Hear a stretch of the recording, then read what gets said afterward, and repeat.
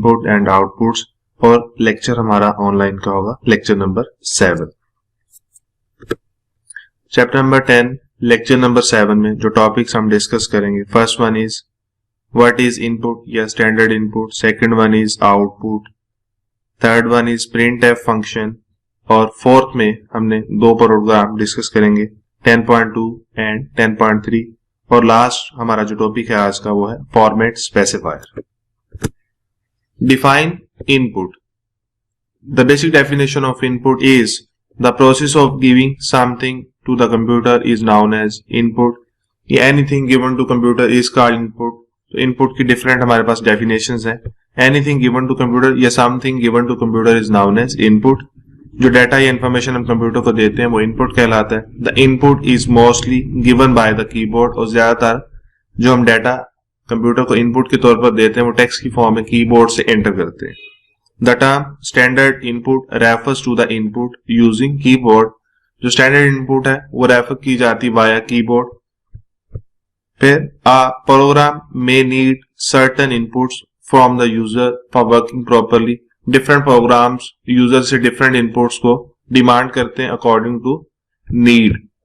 Some important functions for input as follows। ये हमारे पास different input functions हैं जो यूजर से इनपुट कलेक्ट करते हैं या प्रोग्राम को इनपुट इस्तेमाल करता है। प्रोग्राम डिफरेंट इनपुट फंक्शन को यूजर से इनपुट लेने के लिए इस्तेमाल करता है। फर्स्ट वन है हमारे पास scanf फंक्शन, getS फंक्शन और getch function and getche function. तो ये हमारे पास तमाम जो फंक्शंस हैं ये हमारे पास इनपुट फंक्शंस हैं जो यूजर से प्रोग्राम में इनपुट लेने के लिए इस्तेमाल होते हैं। Define output. The basic definition of output is the process of getting something from the computer is known as output. हम कंप्यूटर को इनपुट देते हैं, आउटपुट पे जो डाटा या इंफॉर्मेशन कंप्यूटर हमें डिस्प्ले करता है तो वो आउटपुट कहलाता है। आउटपुट हमारे पास डिफरेंट फॉर्म्स में हो सकती है। डिस्प्ले की फॉर्म में होगी तो हमारा जो मॉनिटर होगा या एलईडी होगी वो हमें डाटा डिस्प्ले करेगी। The output is mostly display on the monitor. इसके अलावा डेटा वॉइस की फॉर्म में भी आउटपुट के तौर पर आ सकता है। हार्ड कॉपी की फॉर्म में होगा तो वाया प्रिंटर हमें हार्ड कॉपी की फॉर्म में भी आउटपुट प्रोवाइड करेगा कंप्यूटर। तो डिफरेंट फॉर्म हो सकती है आउटपुट की। तो मोस्टली जो डाटा डिस्प्ले होता है आउटपुट का ऑन मॉनिटर के ऊपर मोस्टली कंप्यूटर आउटपुट डिस्प्ले करता है। The result of a program is the output of that program. हम कोई भी प्रोग्राम सी लैंग्वेज के अंदर अगर लिखते हैं, जब हम उसे रन करते हैं तो उसका जो आउटपुट होता है तो वो भी हमें आउटपुट के तौर पर डिस्प्ले किया जाता है मॉनिटर के ऊपर या एलईडी के ऊपर। C language provides many functions to display output to the user. C different functions provide करती है यूजर को आउटपुट प्रोवाइड करने के लिए। Some important functions for output are as follows. Printf और पुटस ये हमारे पास दो फंक्शन है जो किसी भी प्रोग्राम की आउटपुट को डिस्प्ले करने के लिए इस्तेमाल होते हैं। यूजर जो प्रोग्राम राइट करता है आफ्टर एग्जीक्यूशन या after compilation process, run and execution process, जब हमारे पास उस प्रोग्राम का आउटपुट डिस्प्ले होता है तो उसके लिए ये दो फंक्शन हमारे पास इस्तेमाल होते हैं, प्रिंटफ और puts. The function used for input and output are store in the header file stdio.h। ये हमारे पास स्टैंडर्ड इनपुट और आउटपुट की लाइब्रेरी है।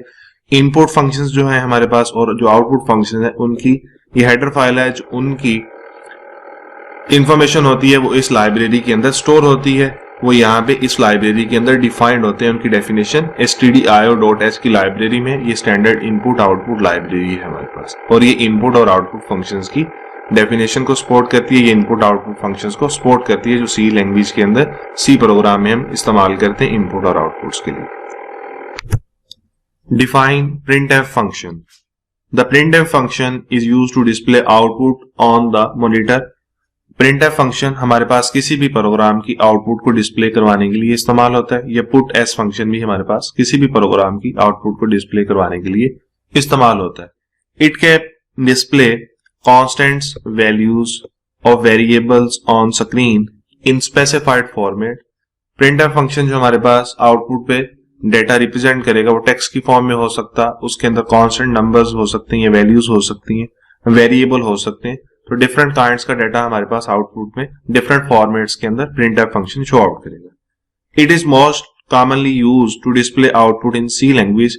सी लैंग्वेज के अंदर मोस्टली हम प्रिंटफ फंक्शन को आउटपुट के लिए इस्तेमाल करते हैं और इसका जो सिंटैक्स है हमारे पास, the syntax of printf function is हम फर्स्ट ऑफ ऑल फंक्शन लिखते हैं और उसके बाद ये इस फंक्शन के पैरामीटर हैं, ये इस फंक्शन के आर्गुमेंट्स हैं, जो इस फंक्शन को हम आर्गुमेंट पास करेंगे उसके अकॉर्डिंगली उसको ये आउटपुट पे हमारे पास डिस्प्ले करा देगा। कोई रिजल्ट हो सकता है, कोई वैल्यू हो सकती है, ग्रेड हो सकता है, व्हाटसोएवर, कोई स्ट्रिंग हो सकती है, कोई भी आर्गुमेंट हो सकता है, जो हम printf फंक्शन को पैरामीटर में वैल्यूज पास करेंगे या जो भी रिजल्ट हमने रिक्वायर्ड होगा डिस्प्ले के लिए आफ्टर कंप्यूटेशन, तो ये printf फंक्शन उस रिजल्ट को आउटपुट पे हमारे पास डिस्प्ले करा देगा ऑन एलईडी और मॉनिटर।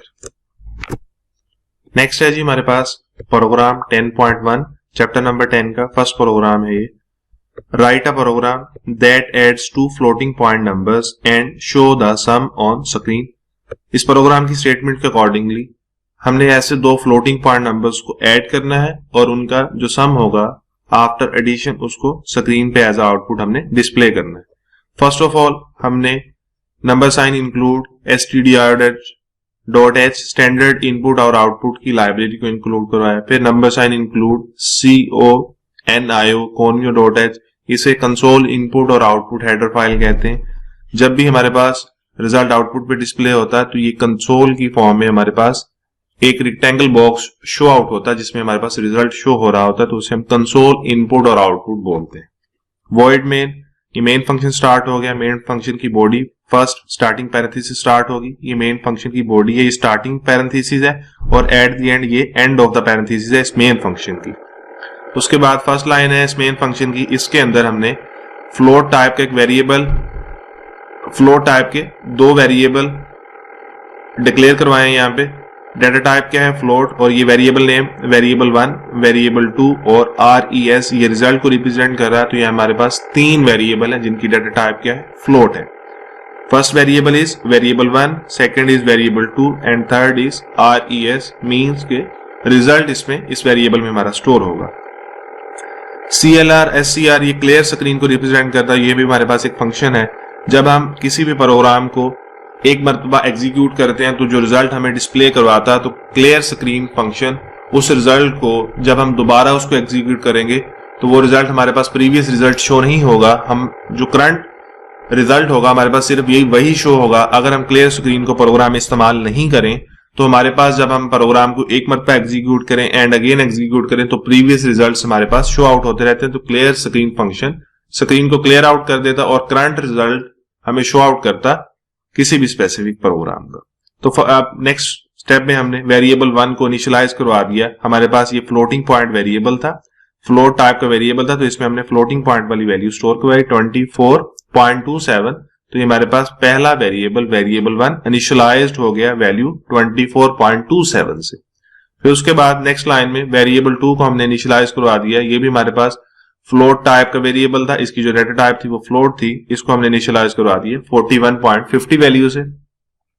उसके बाद जो थर्ड वेरिएबल था हमारे पास RES रिजल्ट के तौर पर हमारे पास इस्तेमाल होगा। इसमें हमने रिजल्ट स्टोर करवाना है, तो इसमें हमारे पास वेरिएबल 1 और वेरिएबल 2 को हम ऐड करें और जो इसका रिजल्ट होगा वो RES यानी रिजल्ट वेरिएबल में स्टोर हो जाएगा हमारे पास। उसके बाद एंड पे हमारे पास printf फंक्शन है जो इस रिजल्ट को डिस्प्ले करवाएगा on the output. First of all हमारे पास डबल कोटेशन मार्क स्टार्ट हो गए, इसके अंदर हमने लिखा है first of all %f plus %f। इसका मतलब ये है %f किसी भी फ्लोट टाइप के वेरिएबल का डेटा आउटपुट पे डिस्प्ले करवाने के लिए इस्तेमाल होगा। इसी तरह %d इंटीजर टाइप के वेरिएबल्स के लिए इस्तेमाल होता है, %c कैरेक्टर टाइप के वेरिएबल्स के लिए इस्तेमाल होता है। तो जिस तरह यहाँ पे वेरिएबल 1 और वेरिएबल 2 आपस में ऐड हो रहे हैं, तो इसी तरह %f फर्स्ट वेरिएबल को रिप्रेजेंट कर रहा और ये वाला f जो है दूसरा ये वेरिएबल 2 को रिप्रेजेंट कर रहा। और आफ्टर असाइनमेंट ऑपरेटर %f जो है ये इस रिजल्ट को डिस्प्ले कर रहा जहां पे ये रिजल्ट इन दोनों का आफ्टर एडिशन स्टोर होगा। तो उसके बाद ये वेरिएबल हैं जिनके अंदर जो भी वैल्यू होंगी करंट टाइम पे तो वो हमारे पास स्टोर आउट हो जाएंगी। फर्स्ट वेरिएबल में हमारे पास वैल्यू है 24.27, सेकंड वेरिएबल में हमारे पास वैल्यू है 41.50। तो ये दोनों वैल्यूज आपस में ऐड हो जाएंगी और रिजल्ट जो हमारा ऐड होगा आफ्टर एडिशन वो इसमें स्टोर हो जाएगा RES वेरिएबल में। और यहाँ पे ये ब्रैकेट एंड हो रही है, यहाँ पे इस फंक्शन का आर्गुमेंट फंक्शन स्टार्ट हो रहा था, यानी पैरेंथेसिस स्टार्ट हो रही थी और ये एंडिंग है, उसके बाद सेमी कोलन है, ये एंड ऑफ स्टेटमेंट कोलन होता है, ये हर लाइन के बाद यहाँ पे लगा हुआ है, यहाँ पे ये स्टेटमेंट एंड हो रही है, सेमी कोलन लगा हुआ है। उसके बाद गेट ch, गेट कैरेक्टर का हमारे पास है, ये हम इसलिए इस्तेमाल करते हैं कि एट द एंड जो हमारे पास फंक्शन का आउटपुट है वो हमारे पास डिस्प्ले हो सके, यानी कि जो कंसोल हमारे पास शो आउट होगा, अगर हम गेट ch को इस्तेमाल करेंगे तो वो वहां पे ठहर जाएगा, आउटपुट हमें डिस्प्ले होता रहेगा। अगर इसको इस्तेमाल नहीं करेंगे तो हमारे पास जो रिजल्ट होगा वो वहां पे रन टाइम पे डिस्प्ले तो होगा, लेकिन वो वहां पे जो कंसोल होगा वो वहां पे कॉन्टिन्यूसली ठहरेगा नहीं, वो सिर्फ ब्लिंक करके गायब हो जाएगा वहां से। और ये एंड ऑफ पैरेंथेसिस, यहाँ पे हमारा प्रोग्राम एंड हुआ। और according to this printf function, तो जो रिजल्ट है हमारे पास यहाँ आउटपुट पे डिस्प्ले होगा, इसमें फर्स्ट वेरिएबल की वैल्यू और सेकंड वेरिएबल की वैल्यू आपस में सम होने के बाद यहाँ पे रिजल्ट डिस्प्ले हो गया, और ये हमारा रिक्वायर्ड रिजल्ट था। According to this statement, write a program that adds two floating point numbers and show the sum on screen। तो ये हमारे पास आउटपुट पे ये शो आउट हो रहा है इन दो वेरिएबल्स का, जो आपस में एडिशन था या सम था।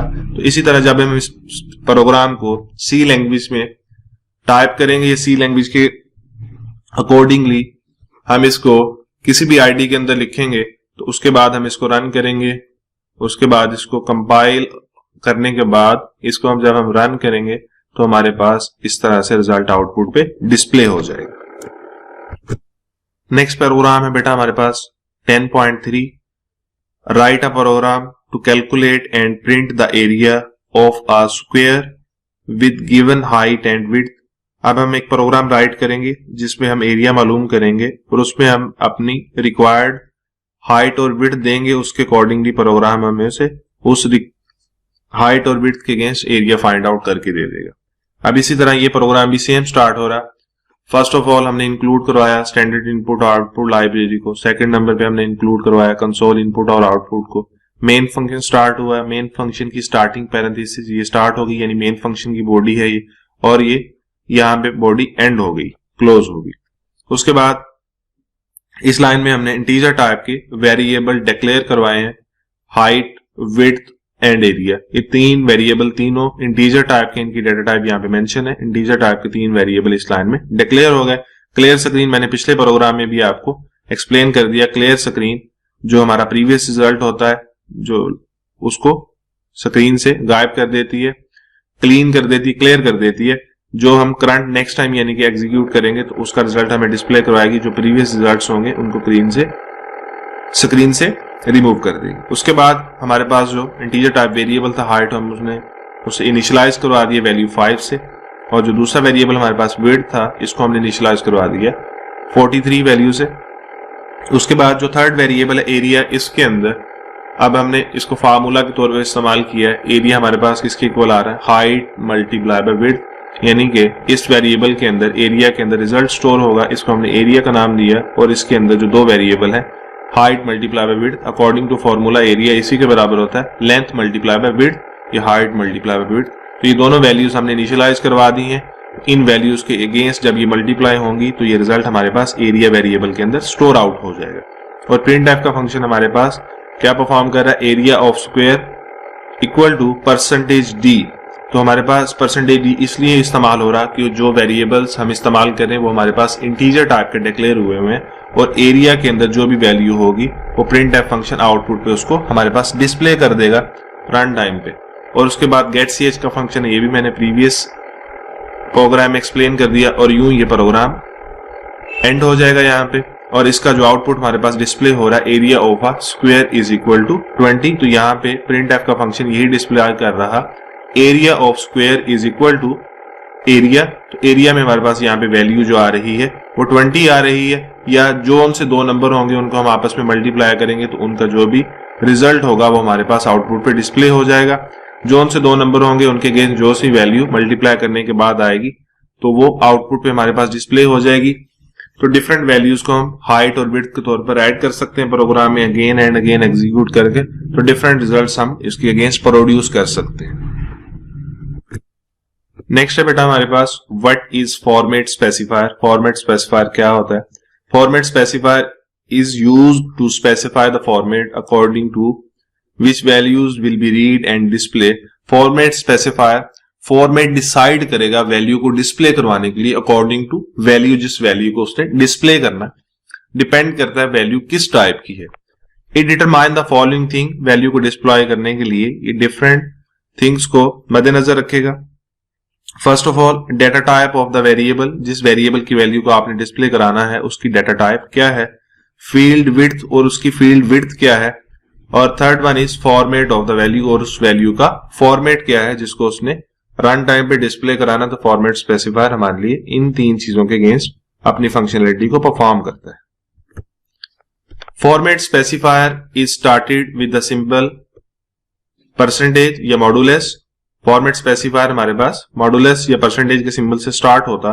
Different format specifier are use for different types of variables. Different format specifier different types के वेरिएबल्स के लिए इस्तेमाल होते हैं। मैंने प्रीवियस प्रोग्राम्स में भी आपसे डिस्कस किया। परसेंटेज डी इंटीजर टाइप के वेरिएबल्स के लिए इस्तेमाल होगा, परसेंटेज सी कैरेक्टर टाइप के वेरिएबल्स के लिए इस्तेमाल होगा, इसी तरह परसेंटेज एफ एफ फ्लोट के लिए इस्तेमाल होगा। तो different format specifier different data types के लिए इस्तेमाल होंगे, डिफरेंट डेटा टाइप्स की वैल्यूज को फॉर्मेट के अकॉर्डिंगली डिस्प्ले करवाने के लिए इस्तेमाल होंगे। These format specifier are as follows. First one is integer format specifier, second one is character format specifier and the third one is floating point format specifier. ये और भी हो सकते हैं लेकिन आपकी बुक के अंदर ये तीन फॉर्मेट स्पेसिफायर इंक्लूड है।